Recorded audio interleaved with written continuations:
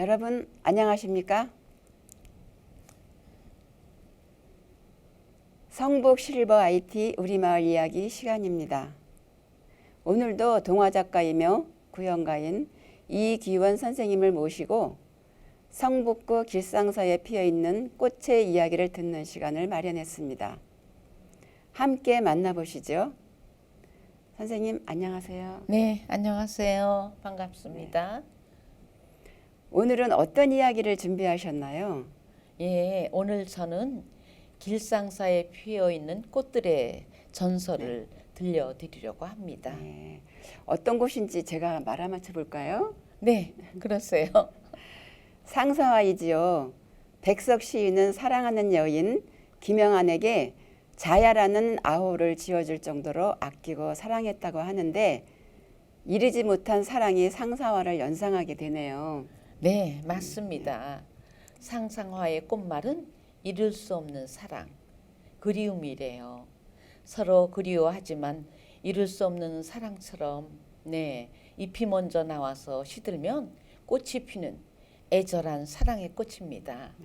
이 두 분은 한국 전쟁으로 남과 북이 나눠지면서 서로 생사를 알지 못했다고 하는데요. 백석은 1996년 북한에서, 김영하는 1999년 남한 길상사에서 돌아가셨다고 하니까 가슴이 찡하네요. 네, 그렇죠. 네. 길상원 뒤편에는 시주 길상화 공덕비가 있다고 합니다. 네. 길상화는 길상사 창건 법회 때 법정 스님이 염조와 함께 전해준 법명이라고 하네요. 여기서 백석이 자야를 생각하면서 쓴 시 나와 나타샤와 흰 당나귀 시비가 있지요. 당나귀를 선생님이 낭송해 주시면 좋겠는데요. 네, 그럴까요? 네. 네. 나와 나타샤와 흰 당나귀. 가난한 내가 아름다운 나타샤를 사랑해서 오늘 밤은 푹푹 눈이 내린다. 나타샤를 사랑하고 눈은 푹푹 날리고 나는 혼자 쓸쓸히 앉아 소주를 마신다. 소주를 마시며 생각한다. 나타샤와 나는 눈이 푹푹 쌓이는 밤 흰 당나귀를 타고 산골로 가자. 출출이 우는 깊은 산골로 가 마가리에 살자. 눈은 푹푹 나리고 나는 나타사를 생각하고 나타사가 아니올 리 없다. 언제 벌써 내 속에 고조고니와 이야기한다. 산골로 가는 것은 세상한테 지는 것이 아니다. 세상 같은 건 더러워 버리는 것이다.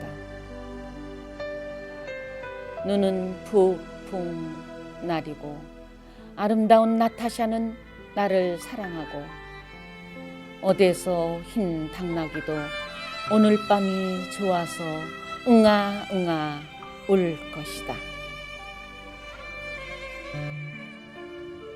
이 시만 봐도 두 분의 사랑이 얼마나 애절했는지, 시인이 한 여인을 얼마나 사랑했는지 한 편의 흑백 영화 같지 않아요? 네. 네, 이분들의 사랑이 이루어졌다면 얼마나 행복했을까요? 네, 그렇습니다. 그럼 상사화의 전설을 들려주세요. 네, 대부분 상상화는 사찰 부근에 많이 펴서 스님과의 사랑 이야기가 많아요.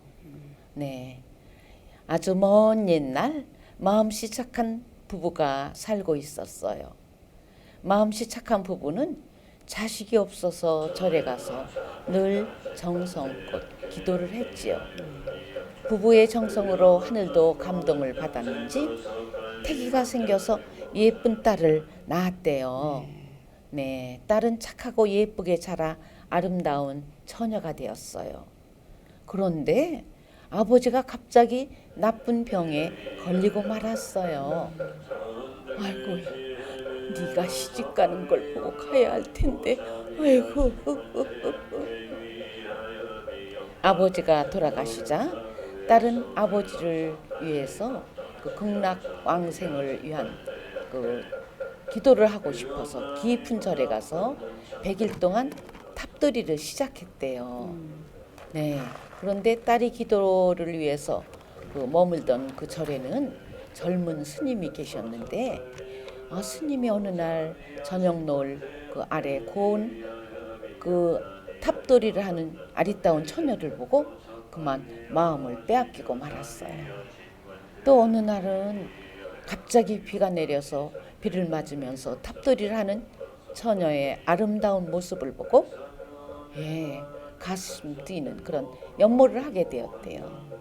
그때부터 스님은 마음을 앓기 시작했어요. 100일 기도가 끝나자 딸은 집으로 돌아왔죠. 그러나 말도 못하고 혼자 있던 스님은 그만 가슴앓이를 하다 죽고 말았대요. 노 스님이 불쌍히 여겨서 그를 양지 바른 곳에 묻어주었죠. 이듬해 스님 무덤에서 이름 모를 잎이 자랐어요. 그런데 그 잎이 지고 나니까 꽃대가 올라와서 아름다운 꽃이 피었대요. 그래서 사람들은 그 젊은 스님이 못다한 사랑이 한이 되어서 피어난 꽃이다 라고 하며 상사화라고 불렀대요. 아, 그렇군요. 네. 상사화의 꽃은 말려서 물감으로, 뿌리는 즙을 내어 탱화를 그릴 때 칠하면 색깔이 곱고 좀이 쓸지 않고 색깔이 변하지 않아 절에서 많이 활용했대요. 길상사에는 야생화가 많은데 야생화 중 꽃 이야기 한 편 더 들려주세요. 그럴까요? 네.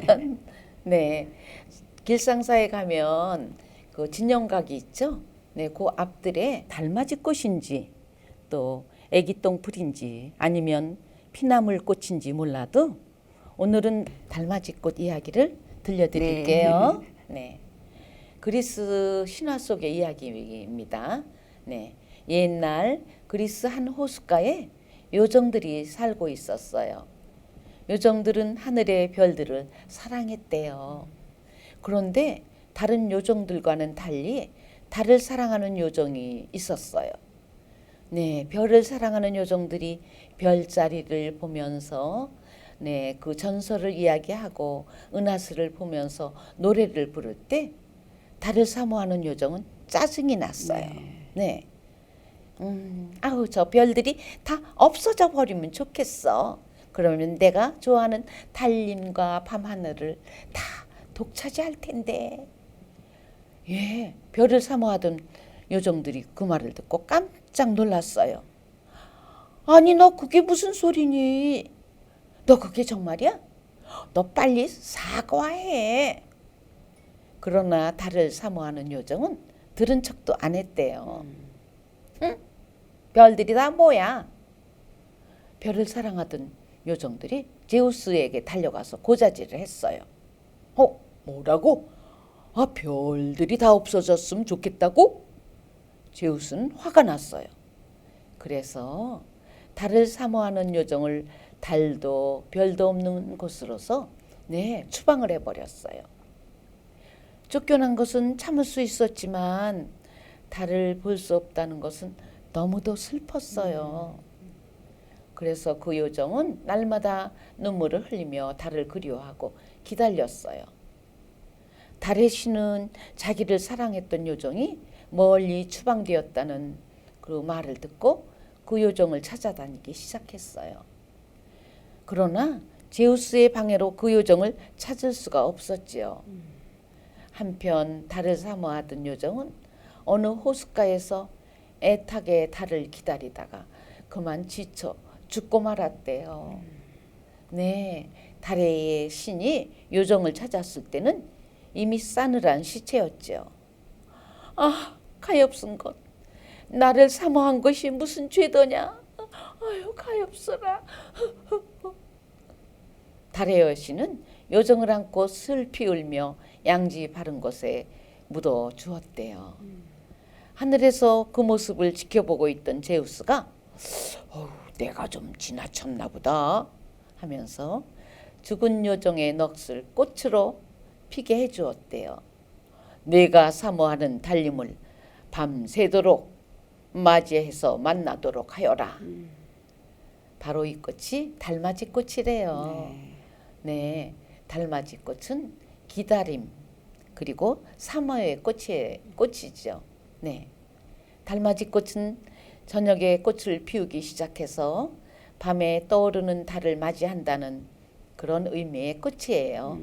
네, 밤이면 만나는 사모하는 달님과 달맞이 꽃은 무슨 이야기를 하고 밤새 지낼까요? 그러게요. 네, 달맞이 꽃도 상사화처럼 이별의 슬픔이 많네요. 네, 꽃들도 인간과 마찬가지로 저마다 주인공이 되는 자기의 이야기가 있답니다. 네.